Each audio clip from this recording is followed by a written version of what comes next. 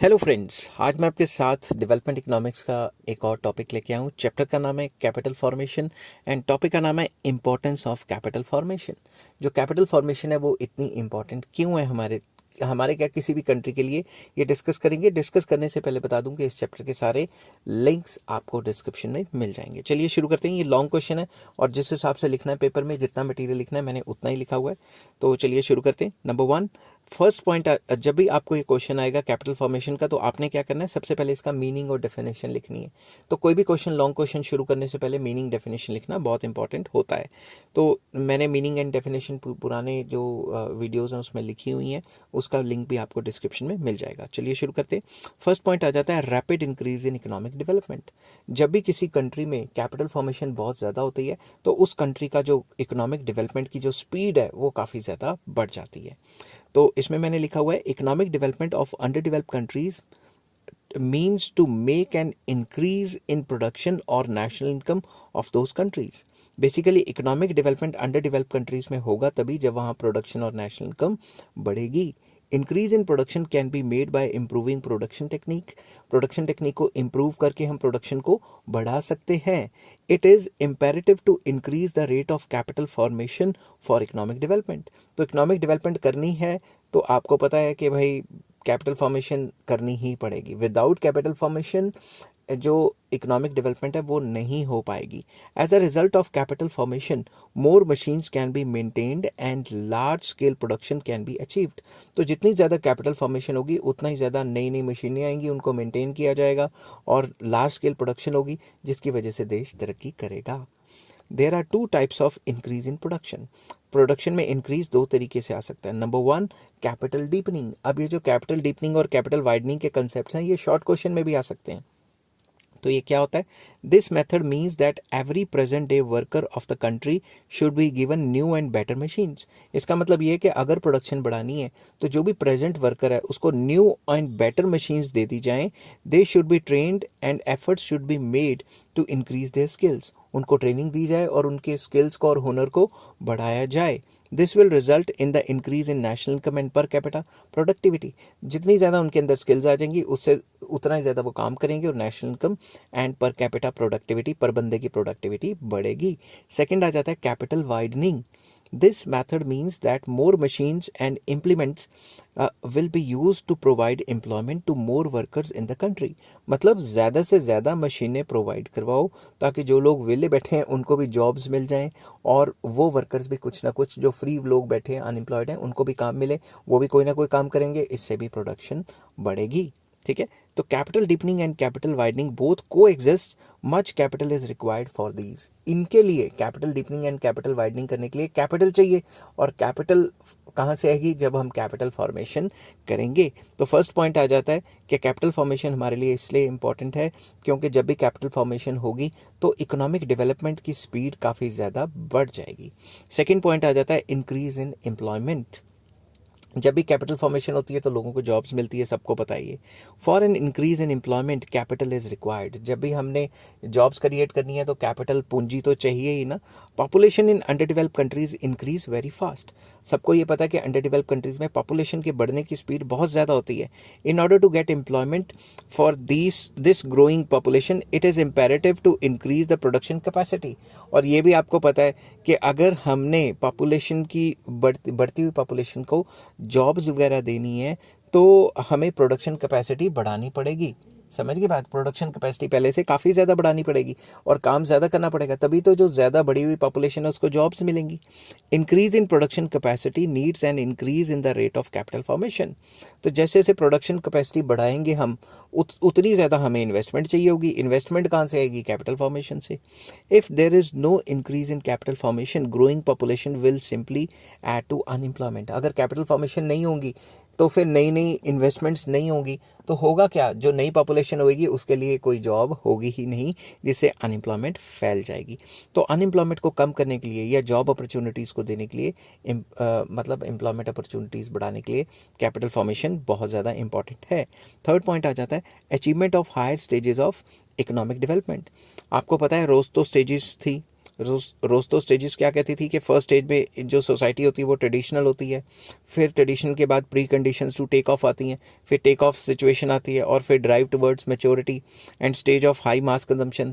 तो step by step ये चलती हैं। रोस्टो के स्टेजेस का अलग से लॉन्ग क्वेश्चन है, वो मैं अलग से डिस्कस करूंगा। मगर रोस्टो स्टेजेस कहती है कि हर थोड़ी देर बाद जो इकॉनमी है वो अपने आप को पहले से बेटर सिचुएशन पे लेके जाती है। मगर बेटर सिचुएशन पे सिर्फ तभी लेके जा सकती है जब उस कंट्री में कैपिटल फॉर्मेशन या इन्वेस्टमेंट होगी। विदाउट इन्वेस्टमेंट वो अपने से पहले से हायर स्टेज पे जा ही नहीं पाएगी। समझ गई बात? तो इसमें मैंने लिखा है achievement of higher stages of economic development is possible only through capital formation. पहले से हायर स्टेज पे हर एक कंट्री जाएगी तब जब कैपिटल फॉर्मेशन या इन्वेस्टमेंट करेगी। The quantum of capital formation is an indicative of state of economic development of the country. कि एक किसी भी कंट्री में कितनी डेवलपमेंट हो रही है कितनी नहीं हो रही, वो कैसे पता लगेगा कि उस कंट्री में कितनी कैपिटल फॉर्मेशन हो रही है। फिर आपको पता है रोस्टो स्टेजेस के बारे में मैंने बता दिया कि ये 5 स्टेजेस होती हैं। In all 5 stages a higher rate of capital formation is required to pass from one stage to another higher stage. तो बेसिकली एक स्टेज से हायर स्टेज पे जाना है तो कैपिटल फॉर्मेशन तो चाहिए ही। नेक्स्ट आ जाता है fourth point, formation of human capital. अगर हमने ह्यूमन कैपिटल ह्यूमन स्किल्स को आगे लेके जाना है तो भी हमें कैपिटल फॉर्मेशन बहुत ज़्यादा रिक्वायर्ड होगी। कैसे? Formation of human capital is possible only through capital formation. Capital formation के थ्रू ही हम ह्यूमन कैपिटल को या ह्यूमन स्किल्स को डेवलप कर सकते हैं। कैसे? Expenditure incurred on health, education, social service and social welfare is the expenditure for the human capital formation. Simple words में, जब भी हम खर्चा करते हैं, हम इन्वेस्टमेंट करते हैं हेल्थ के ऊपर, एजुकेशन के ऊपर, या सोशल सर्विस के ऊपर, या फॉर्मेशन ऑफ मतलब हेल्थ और एजुकेशन वगैरह पे खर्चा करें तो उससे ह्यूमन स्किल्स जनरेट होती है। ट्रेनिंग वगैरह पे खर्चा करें तो उससे ह्यूमन स्किल्स पहले से बढ़ती हैं। By investing capital in workers their efficiencies increase. जब भी हम अपने वर्कर्स को नई नई ट्रेनिंग देते हैं, उनके ऊपर इन्वेस्टमेंट करते हैं तो उनकी स्किल्स बढ़ जाती हैं, उनकी एफिशिएंसी बढ़ जाती है। According to professor Kuznets, public character and efficiency constitute the principal capital stock. किसी भी कंट्री का जो प्रिंसिपल कैपिटल स्टॉक है, इंपॉर्टेंट कैपिटल स्टॉक है, वो क्या है? Efficiency and character of the people. Efficiency of the worker increased by investment made for education and health. इसीलिए जो बड़ी बड़ी कंपनियां हैं वो अपने वर्कर्स के हेल्थ के और एफिशिएंसी मतलब ट्रेनिंग के ऊपर बहुत ज़्यादा खर्चा करती हैं, क्योंकि उनको पता है कि ह्यूमन कैपिटल या ह्यूमन स्किल्स के थ्रू ही, अपने वर्कर्स के थ्रू ही वो आगे बढ़ सकती हैं। तो ह्यूमन कैपिटल फॉर्मेशन बहुत इंपॉर्टेंट कॉन्सेप्ट है किसी भी कंट्री के लिए, और ये तभी हासिल किया जा सकता है जब एक अच्छी इन्वेस्टमेंट या कैपिटल फॉर्मेशन की जाए health, education and other social services पे। फिफ्थ पॉइंट आ जाता है डबल टास्क। तो जब भी हम कैपिटल फॉर्मेशन करते हैं इससे डबल टास्क होता है। क्या? Harrod Domar and other think that capital formation has double effect on the economic development। Economic development पे जो कैपिटल फॉर्मेशन है इसका डबल असर होगा। कैसे? On the one hand investment stimulates effective demand in the economy since investment increases income. जब भी investment करेंगे मतलब कैपिटल फॉर्मेशन करेंगे उससे लोगों की इनकम्स बढ़ेंगी, तो इनकम बढ़ेगी तो लोग डिमांड करेंगे। On the other hand investment give an impetus to production और सप्लाई। तो बेसिकली जब भी हम इन्वेस्टमेंट करते हैं, कैपिटल फॉर्मेशन करते हैं, उससे सप्लाई भी तो बढ़ती है ना। तो एक तरफ डिमांड भी बढ़ी, दूसरी तरफ सप्लाई भी बढ़ी। Thus increase in demand and supply takes place by capital formation. तो कैपिटल फॉर्मेशन में से डिमांड भी बढ़ती है और सप्लाई भी बढ़ती है, जो काफ़ी पॉजिटिव है। नेक्स्ट आ जाता है टेक्निकल प्रोग्रेस। तो जितनी ज़्यादा कैपिटल फॉर्मेशन होगी उतना टेक्नोलॉजिकल एडवांसमेंट आएगी किसी भी कंट्री में। Capital formation makes technical progress possible, क्योंकि कैपिटल फॉर्मेशन मतलब इन्वेस्टमेंट होगी तभी तो नई नई मशीनें या नई नई टेक्नोलॉजी आएगी। The supply of capital provides wide opportunities to entrepreneurs to take risk and experiment with innovations in products, materials, processes of production, etc. etc.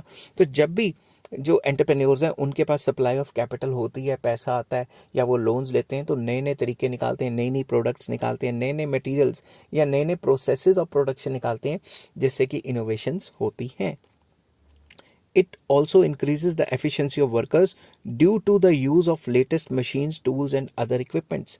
इनकी वजह से जो efficiency है workers की वो भी बढ़ जाती है, क्योंकि जब नई नई टेक्नोलॉजी आएगी, नए नए तौर तरीके आएंगे काम करने के, तो बेसिकली एफिशिएंसी बढ़ेगी, लेटेस्ट मशीन्स आएंगी और उससे ग्रोथ प्रोसेस पहले से और ज़्यादा बेटर हो जाएगा।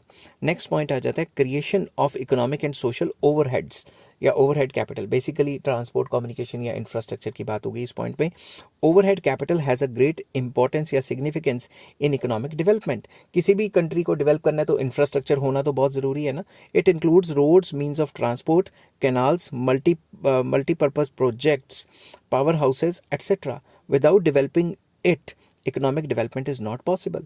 किसी भी कंट्री में इंफ्रास्ट्रक्चर के बगैर तो इकोनॉमिक डेवलपमेंट हो नहीं सकती, और अगर कैपिटल फॉर्मेशन होगी तो इंफ्रास्ट्रक्चर बढ़ेगा। समझ के बाद नेक्स्ट आ जाता है सेल्फ रिलायंस। हम अपने पैरों पे खड़े हो जाएंगे, जो चीज़ें बाहर से मंगवा रहे थे अब वो विद इन द कंट्री बनाना शुरू कर सकते हैं।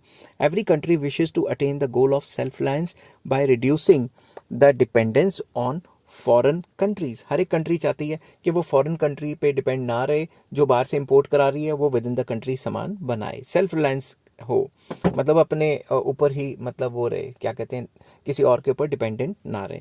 This self reliance can be attend in several ways, that is favourable balance of payment. हम बैलेंस ऑफ पेमेंट फेवरेबल कर लें, मतलब अपने एक्सपोर्ट्स बढ़ा लें और इंपोर्ट्स कम कर लें। रिडक्शन इन फॉरेन असिस्टेंस, कि बाहर के पैसे पे डिपेंड ना रहें, बाहर की हेल्प पे डिपेंड ना रहें, etcetera etcetera. Capital formation is helpful for attaining both the ends. Capital formation अच्छी होगी तो इससे दोनों की दोनों चीज़ें हासिल हो सकती हैं। एक तो हमारे एक्सपोर्ट बढ़ेंगे और इंपोर्ट कम होंगे, और जब हमारे घर में ही काफ़ी ज़्यादा पैसा होगा तो हम किसी बाहर वाले कंट्री पे डिपेंड नहीं करेंगे। Production in the country increases through capital formation. किसी भी कंट्री में प्रोडक्शन बढ़ानी है तो कैपिटल फॉर्मेशन के थ्रू ही होती है। By it imports of a country can be reduced and exports can be increased. तो जितनी ज़्यादा कैपिटल फॉर्मेशन या इन्वेस्टमेंट्स होंगी उतनी प्रोडक्शन बढ़ेगी, और उससे एक्सपोर्ट्स जो होंगे वो बढ़ेंगे और इंपोर्ट्स कम होंगे। दस country can be made self reliant, अगर कैपिटल फॉर्मेशन अच्छी रहती है तो। नेक्स्ट पॉइंट आ जाता है इकोनॉमिक वेलफेयर। तो वेलफेयर भी इसी पे डिपेंड करती है, क्योंकि कैपिटल फॉर्मेशन, इन्वेस्टमेंट ही तो सब कुछ होता है। Increase in production, income and employment opportunities takes place in capital by capital formation in underdeveloped countries. Underdeveloped countries में अगर कैपिटल फॉर्मेशन मतलब इन्वेस्टमेंट्स होती हैं तो एम्प्लॉयमेंट अपॉर्चुनिटीज बढ़ती हैं, इनकम बढ़ती है, प्रोडक्शन बढ़ती है। Capital formation influences economic welfare of a country by proper exploitation of natural resources and development of different types of industries including consumer goods.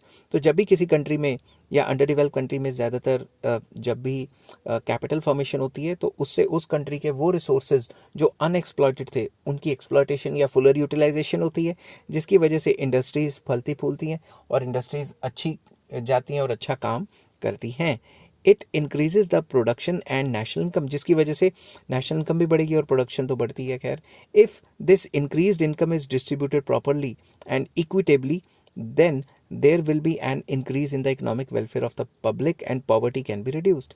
और जो भी कैपिटल फॉर्मेशन होगी उसकी वजह से जो इनकम एम्प्लॉयमेंट आउटपुट बढ़ा है, जो भी बढ़ी हुई इनकम्स हैं, अगर वो इक्वली डिस्ट्रीब्यूट हो जाती हैं, अगर वो जुडिशियसली डिस्ट्रीब्यूट हो जाती हैं तो गरीबी ख़त्म हो सकती है किसी भी कंट्री की, और अगर गरीबी ख़त्म होगी तो आपको पता है तरक्की तो होगी ही होगी। नेक्स्ट आ जाता है proper use of natural resources. Capital formation encourages the proper use of natural resources in underdeveloped countries। underdeveloped countries में जो natural resources unutilized हैं, फॉर एग्जांपल कई कंट्रीज़ हैं उनके पास क्रूड ऑयल है ज़मीन के अंदर, मगर उनके पास इतने पैसे नहीं हो रहे कि वो टेक्नोलॉजी से निकाल सकें। वेनेजुला इसकी एग्जांपल है, ठीक है। Economy can be developed at a faster pace by making proper use of minerals, forests, rivers, etc। किसी कंट्री की भी इकॉनमी अगर ये नेचुरल सोर्सेज को अच्छे तरीके से यूटिलाइज करेंगे तो काफ़ी तेज़ी से तरक्की कर सकती है। अरब कंट्रीज, उनके पास है क्या, रेत है और तेल है, ठीक है, तो तेल की वजह से उन्होंने कितनी तरक्की कर ली है, समझ की बात। Crude oil production in Arabian countries has been possible only through capital formation. अगर कैपिटल फॉर्मेशन ना होती तो उनकी जो तरक्की है वो नहीं हो पाती। Without capital formation natural resources can not be utilised. अगर कैपिटल फॉर्मेशन नहीं करेंगे, इन्वेस्टमेंट्स नहीं करेंगे तो नेचुरल रिसोर्सेज की फुल यूटिलाइजेशन नहीं हो सकती। आई होप ये सारे पॉइंट्स आपको समझ आए होंगे, और अगर समझ आए हैं तो please like, share and subscribe. इस चैप्टर के सारे लिंक्स आपको डिस्क्रिप्शन में मिल जाएंगे और ये सारे पॉइंट्स आपको लॉन्ग क्वेश्चन के हिसाब से हैं कि अगर आपको आ जाए कि what is the importance of capital formation या फिर what is the importance of investment in any country, तो आप ये सारे पॉइंट्स लिख सकते हो। आई होप ये वीडियो आपको पसंद आई होगी। Take care, bye bye.